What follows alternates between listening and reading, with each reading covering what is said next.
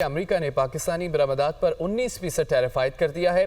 अमेरिकी सदर ने मुख्तलिफ ममालिक पर टैरिफ से मुतालिक एग्जेक्टिव ऑर्डर्स पर दस्तखत कर दिए। अमेरिका ने कनाडा पर टैरिफ 25% से बढ़ाकर 35% कर दिया। भारत पर 25%, बांग्लादेश पर 20%, तुर्किया और इसराइल पर 15% टैरिफ लगाया गया है। तर्जमान व्हाइट हाउस के मुताबिक जनूबी अफ्रीका पर 30, वियतनाम पर 20, जबकि वेनेजुएला पर 15% टैरिफ आयद किया गया। स्विट्जरलैंड पर 39, इराक पर 35, जापान पर 15% टैरिफ लगाया गया है। लीबिया पर 30%, म्यांमार पर 40% टैरिफ आयद किया गया। इतलाक आज से ही हो गया है। अमरीकी सदर डोनाल्ड ट्रंप की जानिब से ये टैरिफ आयद किए गए हैं। अमेरिका ने पाकिस्तानी बरामदात पर 19% टैरिफ आयद किया है। अमेरिकी सदर ने मुख्तलिफ ममालिक पर टैरिफ से मुतालिक एग्जेक्टिव ऑर्डर्स पर दस्तखत कर दिए हैं। अमेरिका ने कनाडा पर टैरिफ 25% से बढ़ाकर 35% कर दिया। भारत पर 25%, बांग्लादेश पर 20, तुर्किया और इसराइल पर 15% टैरिफ लगाया गया। तर्जमान व्हाइट हाउस के मुताबिक जनूबी अफ्रीका पर 30, वियतनाम पर 20, वेनेजुएला पर 15% टैरिफ आयद किया गया। स्विट्जरलैंड पर 39, इराक पर 35, जापान पर 15% टैरिफ लगाया गया। लीबिया पर 30%, म्यांमार पर 40% टैरिफ आयद किया गया है। इतलाक आज से ही हो गया है। अमरीकी सदर डोनाल्ड ट्रंप का कहना है कि तजारती मुज़ाकरात, बाहमी मुशावरत और सिफारिशात और मालूमात की बुनियाद पर टैरिफ लगाया गया है। सीनियर अमरीकी हुकाम के मुताबिक चीन पर टैरिफ के हवाले से कोई हतमी फैसला नहीं हुआ। भारत के साथ इख्तलाफात रातों रात हल नहीं हो सकते। भारत के साथ ब्रिक्स और रूस पर जोग्राफियाई इख्तलाफात शामिल हैं। आपको बताएं इस खबर से मुतालिक कि अमेरिका ने पाकिस्तानी बरामदात पर 19% टैरिफ आयद कर दिया है। अमेरिकी सदर ने मुख्तलिफ ममालिक पर टैरिफ से मुतालिक एग्जेक्टिव ऑर्डर्स पर दस्तखत कर दिए हैं। अमेरिका ने कनाडा पर टैरिफ 25% से बढ़ाकर 35% कर दिया है। भारत पर 25%, बांग्लादेश पर 20%, तुर्किया और इसराइल पर 15% टैरिफ लगाया गया। तर्जमान व्हाइट हाउस के मुताबिक जनूबी अफ्रीका पर 30, वियतनाम पर 20, वेनेजुएला पर 15% टैरिफ लगाया गया और स्विट्जरलैंड पर 39, इराक पर 35, जापान पर 15% टैरिफ लगाया गया। लीबिया पर 30%, म्यांमार, जबकि इतलाक आज से ही हो गया है। अमरीकी सदर डोनाल्ड ट्रंप ने कहा तजारती मुज़ाकरात, बाहमी मुशावरत और सिफारिशात और मालूमात की बुनियाद पर टैरिफ लगाया गया है। सीनियर अमरीकी हुकाम के मुताबिक चीन पर टैरिफ के हवाले से कोई हतमी फैसला नहीं किया गया। माहिर मुईशत खाकान नजीब हमारे साथ मौजूद हैं। बहुत शुक्रिया आपने ज्वाइन किया। सर, अमेरिका ने पाकिस्तानी बरामदात पर 19% टैरिफ आयद कर दिया है। तो देखिए, अगर आप इसका ओवरऑल जायज़ा लें तो आपको ये एहसास होगा कि अमेरिका ने आज से कुछ अर्सा पहले एक टैरिफ का इजरा किया कंट्रीज़ पर, और उनका दो मकसद थे ये करने का। एक तो वो अपने ट्रेड बैलेंस को यानी कि बेहतर करना चाहते थे। जैसे पाकिस्तान के साथ हम 5 से 7 अरब डॉलर की उनको चीज़ें एक्सपोर्ट करते हैं, और जो इंपोर्ट का बिल है वो 1.5-2 अरब डॉलर का है। तो उनका एक खसारा तकरीबन 3 अरब डॉलर का पाकिस्तान के साथ था। इसी तरह चाइना और दीगर ममालिक के साथ। और दूसरा, वो कुछ इसमें से कमाई भी करना चाहते थे, यानी कि अपने मालियाती खसारा, जिसको फिस्कल डेफिसिट कहते हैं, उसको कम करना चाहते थे। तो इन दो मकासद के साथ अमेरिका ने ये ट्रेड निगोशिएशंस पिछले चंद माह में की। अब आप ये देख रहे हैं कि इसका नतीजा ये निकला है कि जो सबसे कम बेस टैरिफ अप्लाई हुआ है वो कंट्रीज़ लाइक यूके, जिनके साथ उन्होंने एक 10% का जो टैरिफ है वो अप्लाई किया है और वो अग्री हुआ है। पाकिस्तान का जो फ्रेमवर्क है वो एक लार्जर फ्रेमवर्क पिछले कुछ दिनों में सामने आया, जिसमें एनर्जी सेक्टर में पाकिस्तान की इंगेजमेंट उनके साथ हुई, और ये तय हुआ कि उनकी एक कंपनी पाकिस्तान में आकर एक्सप्लोरेशन करेगी, और इसका भी तयन होना है क्योंकि एक बज़ाहिर जियोलॉजिकल सर्वेज जो पाकिस्तान के कई अरसे से हो रहे हैं वो हमें बता रहे हैं कि हमारे पास तेल के भी वाफिर मकदार, शेल गैस की वाफिर मकदार जो है वो मौजूद है। ये याद रहे कि एक्सॉन मोबिल पहले भी पाकिस्तान में ये काम करती रही है OGDCL के साथ। और फिर लार्जर इस चीज़ को देखते हुए हमने नॉन टैरिफ बैरियर्स उनके कम किए। याद रखिए कि कल हमने एक डिजिटल टैक्स 5% का जो उनकी कंपनीज पाकिस्तान में बेस्ड नहीं थी उन पर लगा हुआ था वो भी उठा दिया। कुछ HS कोड्स में जाके तरमीम की। पाकिस्तान की तरफ से तो अभी सामने नहीं आया कि उन्होंने एग्जैक्टली क्या टैरिफ्स उन पर लगाए हैं जो US की प्रोडक्ट्स हैं। वो ज़रूरी नहीं कि वो 19% ही हो, पर हम उम्मीद कर रहे थे कि 19 से भी कम टैरिफ जो है, जितनी खुशगवार माहौल ओवरऑल में डिप्लोमेटिक सक्सेस के साथ पाकिस्तान चल रहा था, मेरा पर्सनल ख्याल था कि हम 15% के करीब आ जाएंगे from the 29%. Right. But it is all right. I think it is still a good progress that Pakistan has made. We have moved well. We have done well. अगर मैं इसका मुवाजना अपनी कंपेटिटर कंट्रीज से करूं तो इंडिया जिनके साथ deal शायद नहीं हो सकी वो 25% पे है, बांग्लादेश 22% पे है, सो थोड़ा सा एज है वहाँ पे. श्रीलंका 20% पे, थाईलैंड 20% पे है, इंडोनेशिया हमारे इर्द गिर्द है, मलेशिया 18% पे है, slightly better than us, Philippines 17% पे है. पर साउथ कोरिया और जापान की जो डील्स हैं वो लगता है कि अच्छी हुई हैं और वो दोनों 15% पे आ गए हैं, which is my sense where Pakistan could have been. But having said all this, अब जाकर हमें डिटेल देखनी पड़ेगी कि हर एचएस कोड में, यानी कि जो जो हम प्रोडक्ट्स उनको बेचते हैं, हम जी। कहाँ खड़े हैं. इससे हमें ज़रूर कंपेटिटिव बना दिया है इंडिया और वियतनाम से, और एक स्ट्रेटिजिक एनर्जी कोऑपरेशन भी दी है, और हम उन लोअर टियर कंट्रीज में आ गए हैं. 15% मैं समझता हूँ सबसे लोअर कंसिडर करना चाहिए. अब हम देखेंगे कि clarity on product level exemptions क्या है, और जो ट्रेड डिप्लोमेसी है वो आज ख़त्म नहीं हो गई. अब हमें अमेरिका के साथ ये ट्रेड डिप्लोमेसी जो है ये कंटिन्यू करनी है, और आगे जो और हम एक्सपोर्ट मार्केट्स ढूंढ सकें, टेक्सटाइल, फार्मास्यूटिकल, राइस यानी कि food products, surgical goods, leather goods, यही हमारा मेन स्टे है. और इससे आगे बढ़ के हम आईटी और आईटीईएस की जो सर्विसेज सेक्टर की एक्सपोर्ट करते हैं, ये हमें उनके साथ आगे बढ़ना है. ये याद रखिए कि ये जो बेस टैरिफ्स हैं, यानी कि जो अब कंट्रीज पर लगे हैं, ये रेसिप्रोकल डिफाइन तो होते हैं, पर ये देखना पड़ेगा कि पाकिस्तान ने क्या रेसिप्रोकल टैरिफ जो है वो लगाया है. और ज़रूरी नहीं है कि we are bound to match the US tariffs, but may adjust for strategic और डब्ल्यूटीओ अलाइंड रीजंस जब पाकिस्तान उनके साथ ये चीज़ फाइनल करेगा. ये एक ओवरऑल तनाजुल है. Pakistan has done good diplomacy. Pakistan has tried to make an overall framework with the US, an overarching framework with the US, which goes beyond just this trade deal. इसको देखते हुए I hope कि पाकिस्तान की जो वहाँ पे एक्सपोर्ट्स हैं, हम इनको बेहतर करने में ज़रूर कामयाब होंगे. और मैं ये भी होप करता हूँ कि अमेरिका भी अपनी $1.5-2 अरब डॉलर की जो हमें एक्सपोर्ट करता है, उसमें हम सोयाबीन हो, मैन्युफैक्चर्ड प्रोडक्ट्स हो, हमें कॉटन की ज़रूरत होती है, हम ये भी उनसे ले सकेंगे.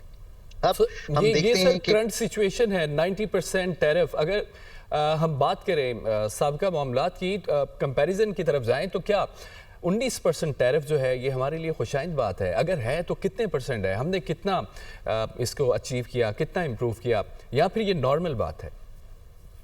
देखिए, जब ये सारा कुछ शुरू हुआ तो आपको मालूम है कि 29% का टैरिफ जो है वो इम्पोज कर दिया गया था सारे ममालिक हम जैसों पे, और पाकिस्तान पे भी 29% का टैरिफ था जो कि इम्पोज था. सो वहाँ से आपने तकरीबन 10% जो है वो इम्प्रूव कर लिया है, और ये कंफर्म हो गई है डील. इंडिया की अभी फॉर एग्जांपल नहीं कंफर्म हुई. साउथ कोरिया ने निगोशिएट किया है डाउन टू 15%, तो आप कह सकते हैं कि may be better than us. Japan 15%, ये अच्छी डील्स हैं. ईयू एज अ ब्लॉक जो टैरिफ है उनका भी 15% पर कैप कर दिया गया है, with the majority of the goods, with some categories at zero as well. So ये एक, अगर हम ओवरऑल तायुन करें, इंडोनेशिया, थाईलैंड, मलेशिया, फिलीपींस, इनके टैरिफ अराउंड 19% और बिलो हैं, फॉलोइंग द निगोशिएशंस जो उनके साथ हुई हैं.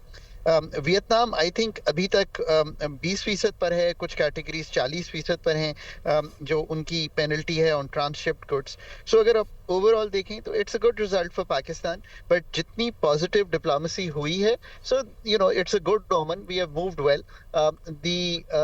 जैसे कहेंगे दी talk of the US authorities, especially their president, was very very positive towards Pakistan, और मैं इसको हेल करता हूँ. सो हमें इसको कंसिडर करना चाहिए. ये कोई हर चीज़ हतमी नहीं होती, बातचीत तो चलती ही रहेगी, और एक टैरिफ रिलीफ ज़रूर मिल गया है. ये वेग नहीं है, we are you know very clear कि ये किया है, और इस निगोशिएशन से हमने ज़रूर कुछ कंसेशंस सिक्योर कर लिए हैं, और जो टैरिफ सीलिंग थी वो नीचे आ गई है. ये एक ओवरऑल तनाजुल है. असल बात जो है, मैं हमेशा कहता हूँ कि ये तो हमने एक काम कर लिया है, पर असल बात ये है कि क्या हम वो गुड्स एंड सर्विसेज प्रोड्यूस करें और उन कंपेटिटिव रेट्स पे करें जो हम दुनिया को बेचने के काबिल हों. हम अपनी जो फंडामेंटल्स हैं, चाहे वो बिजली का सेक्टर हो, चाहे वो डीरेगुलेशन या री-रेगुलेशन ऑफ द इकोनॉमी हो, कारोबार में आसानी पैदा करनी हो, पाकिस्तान की जो इस वक्त की एक माहौल है कारोबार करने का, उसकी जो कॉस्ट ऑफ डूइंग बिजनेस है उसको हर तरीके से कम करना हो, और जो फ्रिक्शंस यानी कि गवर्नमेंट हाइल होती है कारोबार में, रेगुलेटरी बॉडीज हाइल होती हैं, वो मार्केट मेकर्स बने। ये है असल तवज्जो जो आपने देनी है। अगर आपने इन टैरिफ्स लाइन से, अगर आपने दुनिया में जो अब रसाई, और स्पेशली मैं हमेशा कहता हूँ एक मैक्रो स्टेबिलिटी थी मुल्क में, 10 मई ने एक सीमेंट कर दी है इस चीज को कि पाकिस्तान कॉन्फ्लिक्ट के बावजूद एक बहुत ही रिस्पॉन्सिबल नेशन है, और ना ही सिर्फ न्यूक्लियर डिटरेंस रखता है, बल्कि पाकिस्तान इस वक्त भी जो कन्वेंशनल डिटरेंस है वो भी अल्हम्दुलिल्लाह इज सेकंड टू नन। सो इस ओवरऑल तनाजुल में अब इकोनॉमिक फंडामेंटल्स को, सोशल सेक्टर फंडामेंटल्स को ठीक करना है। हेल्थ, एजुकेशन, पाकिस्तानियों को मेन धारे में लाने के लिए मैंने हमेशा ये बात कही है कि 2.5 करोड़ बच्चा स्कूल से बाहर होगा, तो आप कैसे इमेजिन कर सकते हैं कि चंद स्कूलों को छोड़ के बाकी आप वो पौध पैदा कर सकेंगे जो मेन धारे में आकर पाकिस्तान के आईटी को, आईटीईएस को, फार्मास्यूटिकल सेक्टर को, सर्विस इंडस्ट्री ओवरऑल को, फाइनेंशियल को, डॉक्टर्स हो, ये मेन धारे में आ सके। और फिर जो स्टंटिंग है 40%, ये मैं बातें इसलिए कर रहा हूं कि ये ट्रेड डील्स का फायदा इन दी एंड तब होता है जब आप वो चीजें भी बनाएं जो आप बेचने के काबिल हों, और वो चीजें इनोवेटिव हो, पाकिस्तान की प्रोडक्ट कॉम्प्लेक्सिटी बेहतर हो। दैट इज द होमवर्क जो हमें अपने घर को ठीक करते हुए करना है। आखिर में सबसे इम्पोर्टेंट पॉइंट ये, पाकिस्तान की 78 साल की हिस्ट्री को जब भी मैं पढ़ता हूँ as a scholar of Pakistan, as a person interested in institutional development, ये जो अपॉर्चुनिटी आज है, स्टेबिलिटी है, सोशल स्टेबिलिटी है, मैक्रो स्टेबिलिटी है, पॉलिटिकल स्टेबिलिटी है, और सबसे बढ़ के एक जो एम्बियंस क्रिएट हुआ है पाकिस्तान का 10 मई के बाद, इस अपॉर्चुनिटी को हम फंडामेंटल्स को ठीक किए बगैर अगर जाया कर देंगे तो it will probably be one of the greatest losses to Pakistan. But I hope कि अदराक अथॉरिटीज को कंप्लीट है, और सारे जो इस वक्त मैटर करते हैं लोग, 25 करोड़ लोग, अवाम, एग्जीक्यूटिव, जुडिशरी, पाकिस्तान की एस्टैब्लिशमेंट, ये सब इस बात का अदराक रखते हैं कि इस अपॉर्चुनिटी को जितना अच्छी तरह इस्तेमाल कर सकें, जो ट्रैजेक्टरी है पाकिस्तान की टुवर्ड्स इकोनॉमिक ग्रोथ, और उस ग्रोथ के फ्रेमवर्क को ऐसा बनाएं कि हम बार बार जो बैलेंस ऑफ पेमेंट्स के चैलेंज में आते हैं वो उससे निकल जाएं। I really look forward to that in the next 3 to 5 years। सर, मैं ये देखता हूँ कि अगर ये जो तेल मुआहिदा हुआ है पाक अमेरिका का, अगर इसको पाकिस्तान बखूबी निभाता है तो यकीनन टैरिफ में भी कमी आ सकती है। दूसरा सिनेरियो ये, अगर इसको बखूबी नहीं निभाता तो क्या हिंदुस्तान की तरह, इंडिया की तरह अमेरिका क्या ये कह सकता है कि पाकिस्तान ने मायूस किया और टैरिफ बढ़ाया जाए वगैरह वगैरह? So let me try and explain this, right? देखें, मैंने हमेशा मैंने 2022 में एक आर्टिकल लिखा था अखबार में, और उसका जो टाइटल था वो था रॉक्स एंड क्रॉप्स। इसका मतलब ये था कि माइंस एंड मिनरल्स और जो एनर्जी सेक्टर है, इसमें पाकिस्तान का एक अच्छा पोटेंशियल जो हमें जियोलॉजिकल रिसर्च बताती है वो एग्जिस्ट करता है। बलोचिस्तान और ये जो टीटीएम बेल्ट है, इसमें बहुत बड़े कॉपर, गोल्ड, लिथियम आयरन, ये सारे रिजर्व्स मौजूद हैं। बट अनफॉर्चुनेटली पाकिस्तान इनसे पिछले 78 साल में उस तरह फ़ायदा नहीं उठा सका। अब 2029 पहला साल होगा, वहाँ से हम एक्सपोर्ट शुरू करेंगे। इसी तरह जो जियोलॉजिकल सर्वेज हुए, और मैं कोई इसमें बड़े नंबर नहीं हमेशा देता, मैं कहता हूँ हमें ऑन द मैप आना है एज अ कंट्री जो माइंस एंड मिनरल्स और एनर्जी की एक्सपोर्ट में एक हिस्सा डाल सके अपना, और सिर्फ सिग्नल करना है दुनिया को कि हम ये काम भी करना जानते हैं beyond our traditional textile and leather export. So अगर हम डायरेक्शनली इस तरफ मूव करेंगे, और 74 में रेकॉर्ड एक का जियोलॉजिकल सर्वे हुआ था, आप 2029 में जाकर उधर से एक्सपोर्ट शुरू कर पाए हैं। आई रियली होप कि अगले 5 से 10 साल में आप ये देख सकें कि जो ऑयल रिजर्व्स हैं पाकिस्तान की, जो शेल गैस के रिजर्व्स हैं पाकिस्तान के, उनका तयन भी ठीक हो सके और उनमें से एक्सप्लोरेशन के लिए हम आगे बढ़ें। ये दुनिया की बड़ी companies Rio Tinto, BHP Billiton, Barrick Gold, Exxon Mobil, ये यही काम कर सकती हैं. There is a certain expertise required in this. There is also a large amount of dollars specially in terms of machinery required to do this. और फिर इसके एक लॉन्ग जेस्टेशन पीरियड्स होते हैं. Right. पाकिस्तान जो है वो अगर ये काम करना चाहता है तो regulatory framework, legislative framework, law and order, infrastructure to take this to the ports, अब तो गवादर भी बन गया है, ये सारा काम किया जा सकता है. So this is truly hard work. हमें अब इस हार्ड वर्क को करके पाकिस्तान की जो बेस ऑफ एक्सपोर्ट है, जो पैदावारी सलाहियत है, इसमें बेहतर करनी है. और स्पेशली एग्रीकल्चर में भी एक बहुत बड़ा स्कोप है. बट चूंकि हमारी यील्ड्स पर एकड़ बहुत कम हैं कंपेयर टू द वर्ल्ड, तो हम उस तरह से प्राइस कंपेटिटिव भी नहीं होते और दुनिया को बेचने के काबिल भी नहीं होते. सो आई रियली होप कि directionally last question to you shortly, मैं ये जानना चाहता हूँ कि जिस तरह से अमेरिका के साथ पाकिस्तान के ताल्लुकात बहाल हो रहे हैं, यकीनन बेहतरी की तरफ जा रहे हैं, तो क्या इसको देकर दीगर जो ममालिक है जिसकी अमेरिका के साथ नहीं बनती, वो पाकिस्तान से नाराज़गी का इजहार कर सकते हैं? ख़ासतौर पर चीन को अगर देखें तो यार मैंने तो हमेशा ये समझा है कि ये कोई एंड वाला रिलेशनशिप नहीं है. अमेरिका एक स्ट्रेटेजिक पार्टनर है पाकिस्तान का, एक बड़ी एक्सपोर्ट मार्केट है पाकिस्तान की. पाकिस्तान के एक डिफेंस की कैपेबिलिटी भी उनके साथ रही है. बहुत बड़ा पाकिस्तान का डायस्पोरा है वहाँ पे. So I think this is a win win. China हमारा एक वो दोस्त है जो जिसमें हम कहते हैं हमारी दोस्ती समुद्रों से गहरी और केटू से भी ऊंची है. So I think this is not an either or relationship. This is a relationship. ठीक है, बहुत शुक्रिया. खाकान नजीब माहिर मुईशत हमारे साथ है, बहुत खूबसूरती से उन्होंने बयान किया, तफसीलन आगाह किया. सर बहुत शुक्रिया आपका.